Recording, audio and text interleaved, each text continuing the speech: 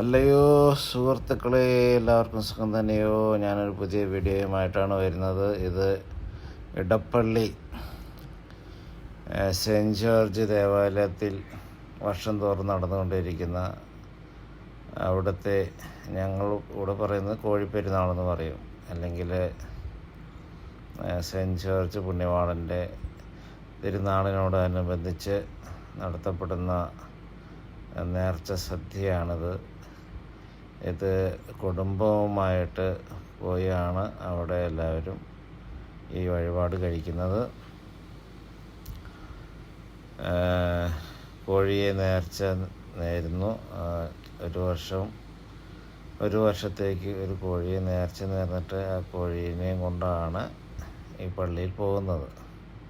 അവിടെ പോയി അവിടെ പാചകത്തിൽ ഏർപ്പെടുന്ന ആൾക്കാർ കോഴിക്ക് കിട്ടേണ്ടതായ തുക, ആ കോഴിയുടെ വില എത്രയാണോ മാർക്കറ്റിൽ, ആ പൈസ അവിടെ നേർച്ചയിട്ടിട്ട് ആ കോഴിയെ കുടുംബസമേതം അവിടെ പാകം ചെയ്ത്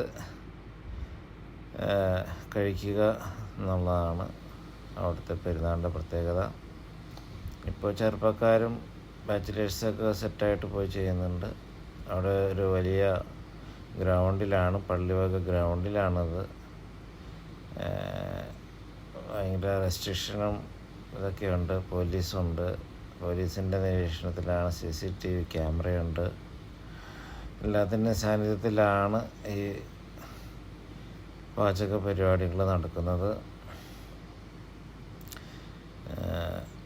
ഒരു പ്രാവശ്യം പോയിട്ട് വീണ്ടും വീണ്ടും പോകും. കാരണം അതങ്ങനെയാണ് അവിടുത്തെ പ്രത്യേകത. അവിടെ നമ്മൾ കോഴി പാകം ചെയ്യുമ്പോൾ നമ്മളറിയാതെ തന്നെ ഈ ചിക്കൻ കറിക്കൊക്കെ ഭയങ്കര ടേസ്റ്റ് കയറി വരും.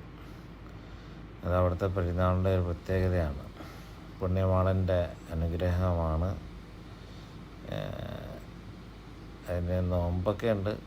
ചിലർ 9 ദിവസത്തെ നോമ്പൊക്കെ നോക്കി പോകണം, അങ്ങനെ കേട്ടിട്ടുള്ളൂ.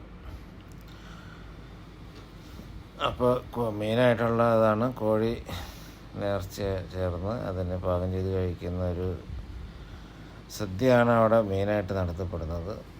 അപ്പോൾ ഇത് എല്ലാ വർഷവും മെയ് മാസമാണ് അവിടെ ഈ തിരുനാൾ ആഘോഷിക്കപ്പെടുന്നത്. ആ ദിവസങ്ങളിൽ ഒരു മാസത്തേക്ക് നമുക്ക് മെയ് മാസം ഏത് ദിവസം വേണമെങ്കിലും നമുക്ക് അവിടെ ചെന്ന് വഴിപാട് കഴിക്കാവുന്നതാണ്. ഇത് ഇടപ്പള്ളി എന്ന് പറഞ്ഞു കഴിഞ്ഞാൽ എല്ലാവർക്കും അറിയാം, കൊച്ചിനാണ്, എറണാകുളം റൂട്ടിൽ. അങ്കമാലി എന്ന് വരുന്നവർക്ക് അങ്കമാലി ടു ഇടപ്പള്ളി എല്ലായിടത്തും ഈസിയായിട്ട് ആക്സസ് ചെയ്യാൻ പറ്റുന്ന ഒരു സ്ഥലമാണ് ഇടപ്പള്ളി. കലൂര് പള്ളിക്ക് മുമ്പ്